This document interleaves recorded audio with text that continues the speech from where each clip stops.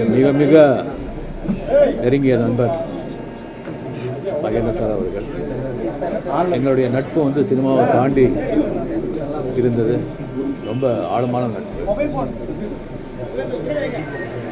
எனக்கு வந்து எனக்குள்ளே வந்து இன்னொரு ரஜினிகாந்த் இருக்கான்னு சொல்லிட்டு எனக்கே காட்டியவர் மகேந்திரன் சார் அவர்கள். ஒரு புது நடிப்பு பரிமாணத்திலே வந்து எனக்கு சொல்லிக் கொடுத்தவர். முள்ளு மலரும் படம் பார்த்த பிறகு டைரக்டர் பாலச்சந்தர் அவர்கள், நான் உன்னை தமிழ் திரையுலகத்துக்கு நடிகனாக அறிமுகப்படுத்துறதுக்கு வந்து பெருமைப்படுறதா அப்படின்னு சொல்லி ஒரு லெட்டர் எழுதியிருந்தாங்க. அதுக்கு வந்து சொந்தக்காரர் டைரக்டர் மகேந்திரன் அவர்கள். இப்போ வந்து ரீசெண்டாக அந்த பேட்டை படத்தில் வந்து நம்ம நிறைய ஒரு 2-3 நாள் வந்து நம்ம கூட ஷூட் பண்ணோம். ரொம்ப நாள் கழித்து ரொம்ப பேசணும். இப்போ இருக்கிற ஒரு சமுதாயத்து மேலேயும் சினிமா மேலேயும் அரசியல் மேலேயும் அவருக்கு வந்து நிறைய ஒரு அதிருப்தி, ஒரு கோபம், அது எல்லாத்தையும் அவருக்கு இருந்தது. அவர் எப்படிப்பட்ட மனிதர் அப்படின்னா, அவருடைய எக்காரணத்தை கொண்டு அவர் சினிமாவிலும் சரி வாழ்க்கையிலையும் சரி மற்றவங்களுக்காக தன்னுடைய சுய மரியாதை சுய கௌரவத்தை விட்டு கொடுத்து வாழ்ந்தவரே அவர் கிடையாது. இப்போ வர இளம் டைரக்டர்கள் கூட அவர் வந்து ஒரு மாடலாக இருந்திருக்கார். அவருடைய இழப்பு தமிழ் சினிமா உலகத்துக்கு மிகப்பெரிய இழப்பு. இருந்தாலும் தமிழ் சினிமா இருக்கிற வரைக்கும் மகேந்திரன் சார் அவருக்குன்னு ஒரு இடம் என்றைக்குமே இருக்கும். திரு மகேந்திரன் அவர்களிடம் எனக்கு வெகு நாளைய நட்பு. படங்கள் நாங்கள் குறைவாக செய்திருந்தாலும் நட்பு பொதுவாகவே இருந்தது. பக்கத்து ஊர்க்காரர், பரமக்குடிக்கு பக்கத்து ஊர்க்காரர், அது ஒரு நெருக்கம் போக திறமையாளர் என்று நான் வியந்த மனிதர்களில் அவர் ஒருவர். தங்கப்பதக்கம் காலத்திலிருந்தே தெரியும்.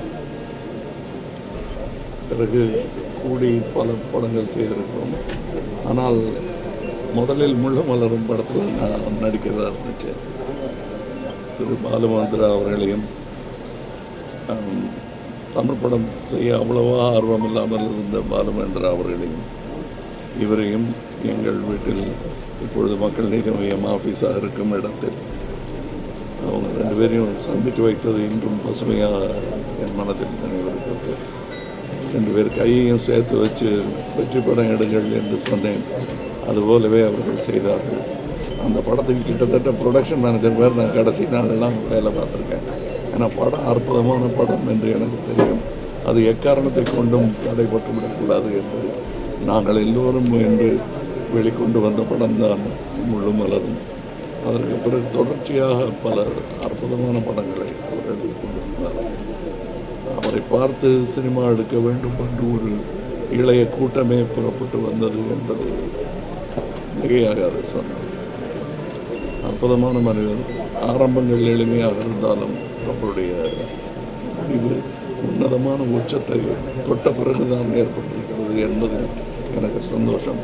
இந்த மாதிரி திறமையாளர்கள் பலர் திறமைகள் வெளிவராமலேயே போன சோகத்தையும் நான் பார்த்திருக்கிறேன். இன்னும் நிறைய செய்திருக்கலாம் மகேந்திரன் என்பதுதான் என் மனதில் இருக்கிற. மற்றபடி முழு வாழ்க்கை, நல்ல குடும்பம், அற்புதமான படைப்புகள், இவருடைய நினைவு தமிழ் சினிமா என்றும் தாங்கி நிற்கும். நன்றி. மகேந்திரன் சாருடைய படங்களை பார்த்து தான் நான் வந்து டைரக்டர் ஆகணுன்ற எண்ணமே வந்துச்சு. அவர் தான் எனக்கு பெரிய இன்ஸ்பிரேஷன். அவருடைய எல்லா படங்களும் உதிரிப்பூக்கள், நெஞ்சத்தை கிள்ளாதே, நண்டு, மெட்டி, முள்ளு மலரும், இந்த மாதிரி படங்கள்லாம் பார்த்துட்டு போகும்போது அப்படியே மனசுலேயே நிற்கும். படம் பார்த்து முடிஞ்சு ஒரு 2-3 நாள் மனசில் அப்படியே நின்றுட்டே இருக்கும். இப்போ பார்த்திங்கன்னா வருஷக்கணக்கில் நிற்கிது மனசில். So very great film maker. அவர் இன்றைக்கி இல்லாதது வந்து ரொம்ப கஷ்டமாக இருக்குது. இப்போது 2.2 படத்தில் கூட ஒரு அந்த அக்ஷய்குமார் கதாபாத்திரத்துக்கு வந்து டப்பிங் பேசணும்னு கேட்டேன். யோசிக்கவே இல்லை, உடனே வந்து நான் பண்ணித்தரேன் அப்படின்னு சொல்லி பண்ணி கொடுத்தாங்க. அதை பயன்படுத்த முடியாமல் போயிடுச்சு. ரொம்ப கஷ்டமாக இருக்கு அவரில். நன்றி சார். இப்படி எழுத்தாளர் ஜெயகாந்தனுக்கு இலக்கிய உலகிலே ஒரு நிரந்தரமான ஒரு பெயர் இருக்கிறது, அதுபோல் தமிழ் திரையுலகத்தில் முதலாக இந்திய அளவிலே திரும்பி பார்க்க வைத்த ஒரு பெருமை மகேந்திரன் சாருக்கு உண்டு. தமிழ் திரைப்படங்களின் தரத்தை முதலாக உலக தரத்துக்கு உயர்த்திய பெருமை உதிரிப்பூக்கள் மூலமாக தமிழ் திரையுலகிலே மகேந்திரன் சாரால் நிகழ்ந்தது. அவருடைய அத்தனை படங்களுமே மிக வித்தியாசமான படங்களாக இருந்தது. இன்றைக்கு நம்ம ஒரு படம் வந்து வித்தியாசமான படம் என்று மக்களால் பாராட்டப்படுகிறது என்றால் அதற்கெல்லாம் மூல பிதாமகர் என்றால் அது மகேந்திரன் சார் தான். அவருடைய நீண்ட நெடும் பயணம் சொல்லிக்கொண்டே போகலாம். நாடக உலகில் ஆரம்பித்து கருப்பு வெள்ளை படங்களுக்கு வேலை செய்து அதன் பிறகு இளையராஜா காலத்திலே அவருடைய காலத்திலும் வேலை செய்து அதன் பிறகு நிறைய படங்களுக்கு வசனம் எழுதி இயக்கி கதை எழுதி அதன் பிறகு ஒரு நடிகராகவும் பரிமளித்தார். நடிகராகவும் தெரி பேட்டை வரைக்கும் பூமராங் வரைக்கும் அவர் நல்ல நடிகராகவும் தன்னை அடையாளம் காட்டிக்கொண்டார். மிகப்பெரிய பங்கு தமிழ் திரையுலகத்திற்கு மகேந்திரன் அவர்கள் செய்திருக்கிறார். அவருடைய மறைவு மிகப்பெரிய இழப்பு. அவருடைய குடும்பத்தினருக்கும் அவரை பார்த்து திரைப்படங்கள் எடுக்க வந்த பல கலைஞர்களுக்கும் பேரிழப்பு தான். அதை அவர்களுக்கெல்லாம் என்னுடைய இரங்கலாக பதிவு செய்கிறேன். இந்திய சினிமாவுக்கு சத்யஜித் திரைமறை, தமிழ் சினிமாவுக்கு வந்து மகேந்திரன் சார் தான். என்னுடைய ஆனந்த படத்தில் ஒரு சின்ன இயல்பான ஒரு தன்மை இருக்குன்னா இவங்களுடைய படத்தை பார்த்துலாம் நம்ம பண்ணது தான். ஒரு வாழ்க்கையை நிஜமாக பதிவு செய்கிறதுல சாதாரண விஷயம் இல்லை, ரொம்ப சாதாரண விஷயமாக தெரியும். அது வந்து மிகப்பெரிய விஷயம். எனக்கு ஒரு படங்களில் ரொம்ப பிடிச்ச படம் வந்து உதிரிப்பூக்களும் உள்ளுமலரும். இதே வீட்டில் கூப்பிட்டு வச்சு ரொம்ப நேரம் நைட்டெல்லாம் இங்கேயே ஃபுட்டெல்லாம் அரேஞ்ச் பண்ணி சினிமாவை பற்றி முழுக்க பேசிட்டே இருந்தார். எனக்கு ரொம்ப மிகவும் பிடித்த ஒரு இயக்குனர். இறைவன்கிட்ட வந்து அவங்க ஆத்மா சாந்தி அடைந்தார். சில நட்சத்திரங்கள் உச்சத்துக்கு வர்றதுக்கும் அவருடைய பங்கு ரொம்ப முக்கியமானதாக இருக்குது. இன்றைக்கி சினிமாவில் வந்து சினிமா இருக்கிற வரைக்கும் பேர் சொல்கிற அளவுக்கு அவருடைய படைப்புகளுக்கு அது மட்டும் இல்லாமல் அவர்கிட்ட வந்த படைப்பாளிகள் நிறைய பேர் இருக்காங்க. அவருடைய பேர் என்றைக்கும் சொல்லிகிட்டே இருப்பாங்க. அந்த சினிமா உள்ளளவுக்கும் அவருடைய பெயர் புகழ் என்றைக்கு இருந்துட்டு இருந்தாலும் அவருடைய இழப்புங்கிறது வந்து ஒரு பெரிய இதுதான், மனக்கோடை தான். அதனால் அவருடைய குடும்பத்தாருக்கு என்னுடைய குடும்ப சார்பாகவும் எங்களுடைய எழுத்தாளர்கள் சங்கத்து சார்பாகவும் டைரக்டர் சங்கத்து சார்பாகவும் ஆழ்ந்த இரங்கலை தெரிவிச்சுக்கிறோம். அவர் ஆத்மா சாந்தின்னு சொல்லி நானும் பிரார்த்தனை பண்ணியிருக்கேன். நம்ம அந்த இரங்கலை வந்து தெரிவிச்சுக்கிறோம்.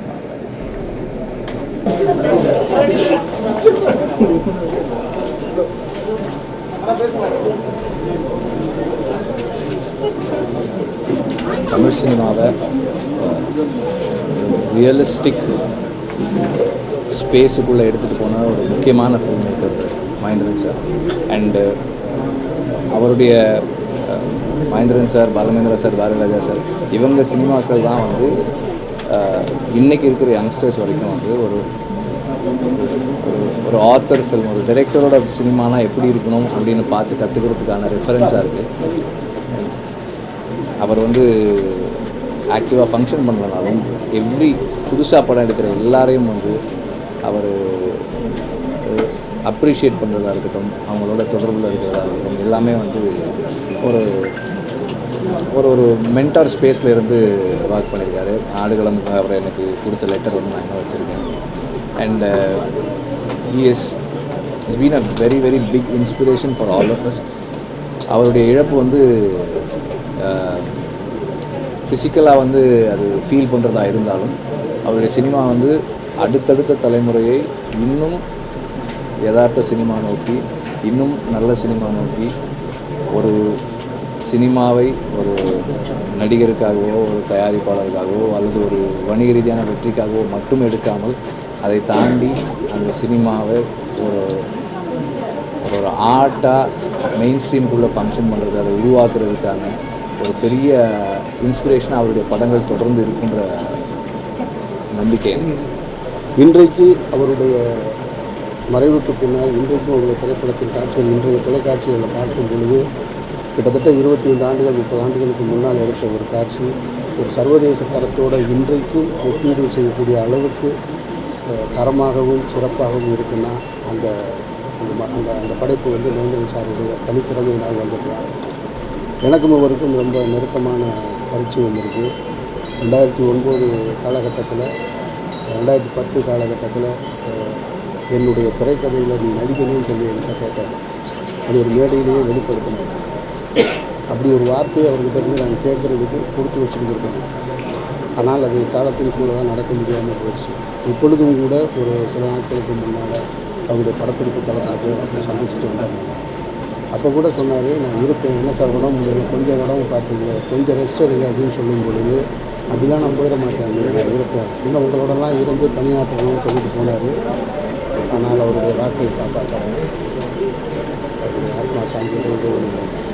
எனக்கு தெரிஞ்சு சினிமாவில் ஒரு இயக்குனருடைய படத்தை போஸ்டரில் பார்த்தது ஐயா படத்து தான்.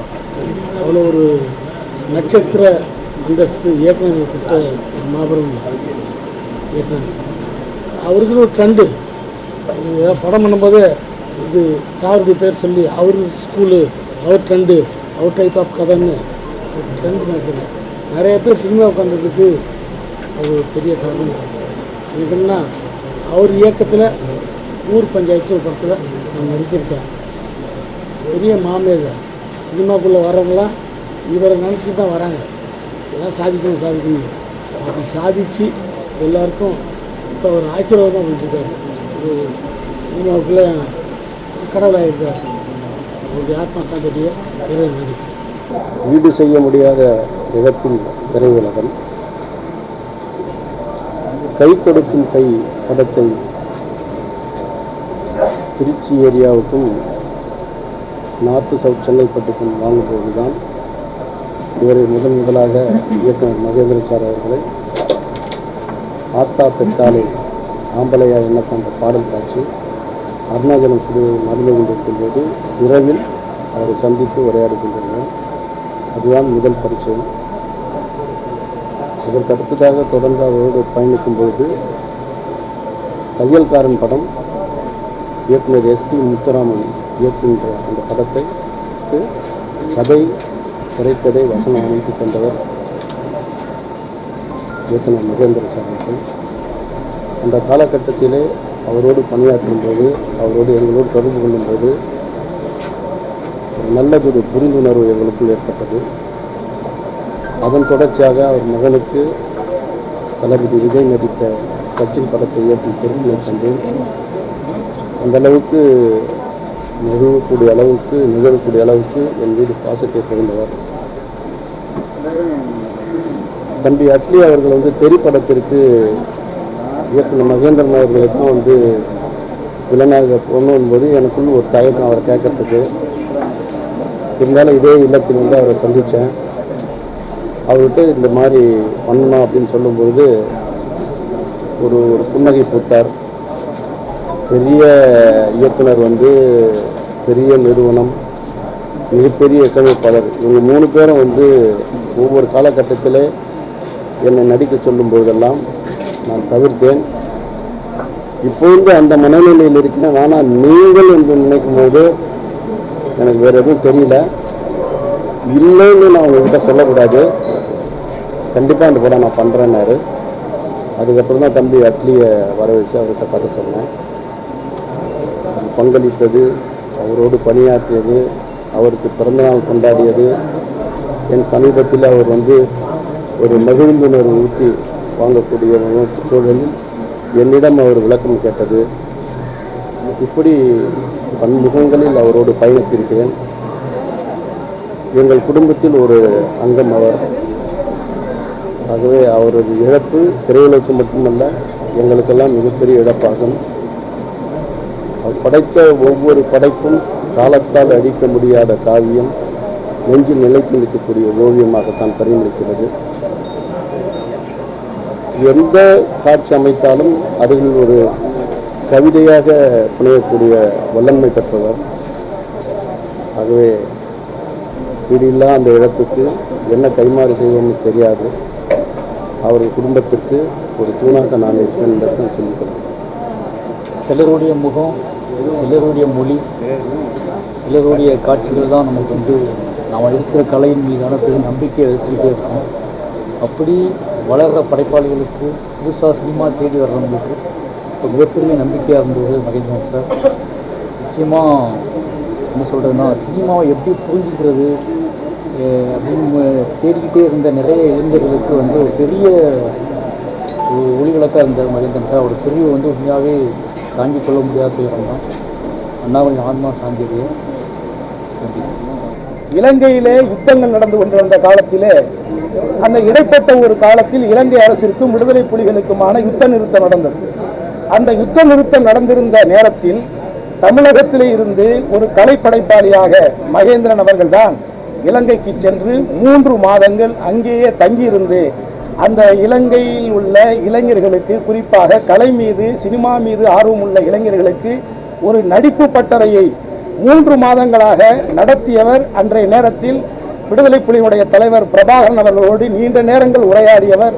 ஆனால் இதுவரை அதை எந்த காலகட்டத்திலும் எந்த நேரத்திலும் யாரிடத்திலும் வெளிப்படுத்தாத, விளம்பரம் தேடாத ஒரு உணர்வு மிக்கவர், ஒரு தமிழ் உணர்வாளர் என்பதையும் இந்த நேரத்திலே நான் நினைவு கூர்ந்து, அவர் வாழ்ந்த காலங்களில் நானும் வாழ்ந்திருக்கிறேன்.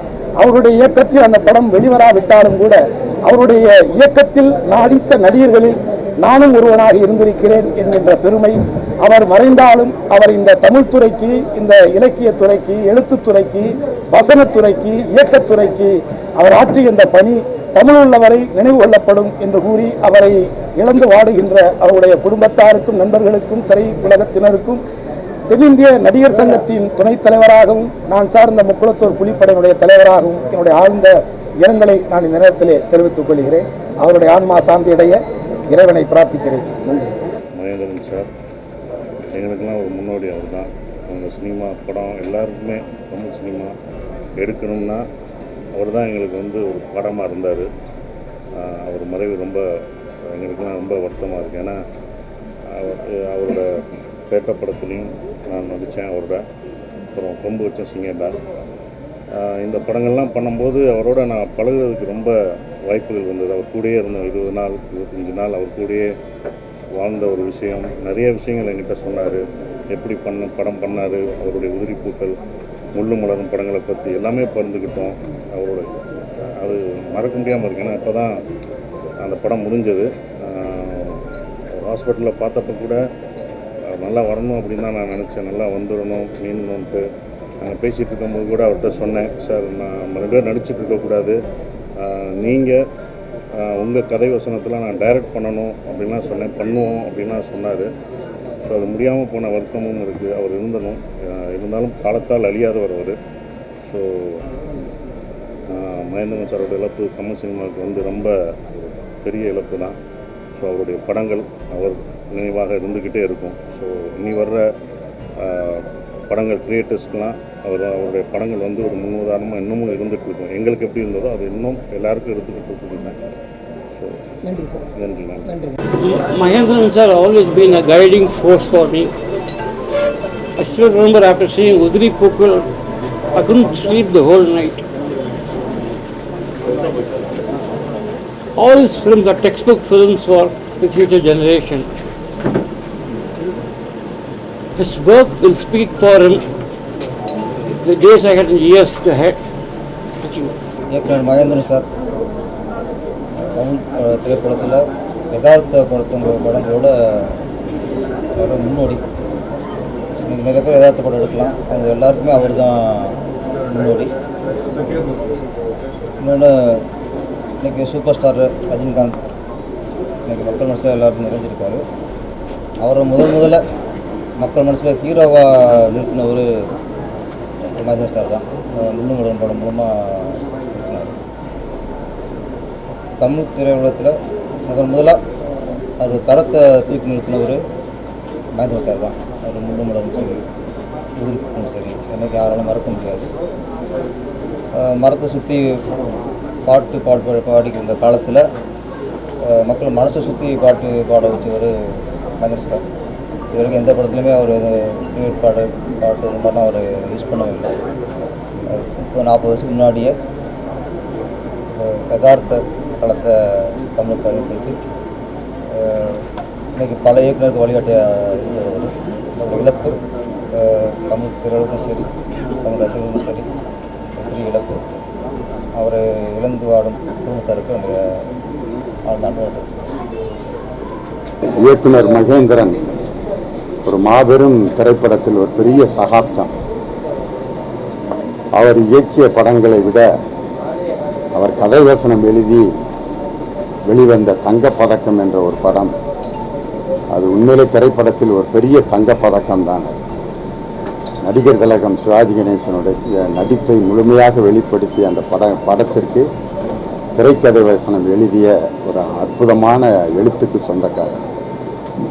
அதன் பிறகு அவருடைய இயக்குனரான பிறகு அவருடைய சிறப்பு, மிகப்பெரிய சிறப்பு எது என்றால், பாடல் காட்சிகளை அவர் மக்களுக்கு மனசில் பதிகிற மாதிரி எடுக்கக்கூடிய அந்த அற்புதமான யுக்தியை கொண்ட ஒரு அருமையான டைரக்டர். நெஞ்சத்துக்கு இல்லாதையில ஒரு ஜாக்கிங் போகிற மாதிரி காதலனையும் காதலியையும் ஓட விட்டு அதை ஒரு பாட்டாக ரொம்ப அழகாக மனசில் பதிகிற மாதிரி வடிப்பெடுத்திருக்கிறார். அதை விட ஒரு 25 ஆண்டுகளுக்கு முன்னாடி காரைக்குடியில் ஒரு கல்யாணத்தில் கலந்துக்கிறதுக்காக டைரக்டர் மகேந்திரன் குடும்பத்தோடு வந்திருந்தார். அப்போ நான் ஆர்கெஸ்ட்ராவில் பாடுற ஒரு பாடகர். அப்போ இங்கே காரைக்குடியில் குறிஞ்சி ஆர்கெஸ்ட்ராவில் நான் ஒரு பாட்டு பாடினேன். இளையராஜா அவர்கள் பாடின பாட்டு. அவருடைய டைரக்ஷனில் மெட்டிங்கிற படத்தில் மெட்டி ஒளி காற்றோடு என்னை இங்கே தாளாட்ட, அந்த பாட்டை நான் பாடிட்டு இருந்தேன். இவர் வேற எங்கேயோ சாப்பிட்டுக்கிட்டு இருந்தவர் அந்த குரலை கேட்டுட்டு யார் இந்த பாட்டை பாடினது அப்படின்னு கேட்டார். இது ஒரு 25 வருஷத்துக்கு முன்னாடி. அப்போ என் தோளில் கையை போட்டு, சென்னைக்கு வந்தால் என்னை பாரு, அடுத்த உடனே ஒரு படத்தில் நடிக்க வைக்கிறேன்னு சொன்னார். ஆனால் அன்னைக்கு ஃபோன் நம்பரு அந்த மாதிரி ஒரு வசதிகள்லாம் எதுவும் இல்லை. அன்னைக்கெல்லாம் மகேந்திரன் சாருக்கு கண்ணில் நான் பட்டிருந்தேன்னா கண்டிப்பாக நானும் ஒரு நடிகனாக இருந்திருக்கேன். அதனால் இன்னைக்கு வரைக்கும் மாதத்துக்கு ஒரு தடவை என்கிட்ட ஃபோனில் பேசுவார். நான் ட்ராவல் பண்ணும்போது எனக்கு மிகப்பெரிய வழித்துணை உங்களுடைய கேசட்டு தான், உங்களுடைய சீடிகள் தான், உங்களுடைய யூடியூப் ப்ரோக்ராமை ரசித்து தினமும் ராத்திரி நான் கேட்டுட்ருக்கேன் அப்படின்னு என்கிட்ட அடிக்கடி தொலைபேசியில் பேசக்கூடிய என்னுடைய ரசிகர். அப்படிப்பட்ட ஒரு நல்ல டைரக்டர், பல நட்சத்திரங்களை உருவாக்கியவர். பல நட்சத்திரங்களுடைய நெஞ்சிலே இன்னும் நட்சத்திரமாக அவர் இருந்து கொண்டிருக்கிறார். அவருடைய ஆன்மா சாந்தி அடைய அவருடைய குடும்பத்தாருக்கு என்னுடைய ஆழ்ந்த இரங்கலையும் அஞ்சலியும் சரி. பர்சனலாக பழகி பார்க்கும்போது ஒரு அற்புதமான ஒரு மனிதர், வாழ்க்கையை நேசித்து இப்போ கூட ரொம்ப ஒரு மெஜஸ்டிக்காக அந்த மரணத்தை ஏற்றுக்கொண்ட ஒரு மகா மனிதர். அவரோட எனக்கான நினைவுகளை, அவரோட நான் பகிர்ந்துக்கிட்ட சில விஷயங்களை நினச்சி பார்த்தபடி இந்த துக்கமான நாளை கடந்து செல்ல முடியும்னு நான் நம்புகிறேன்.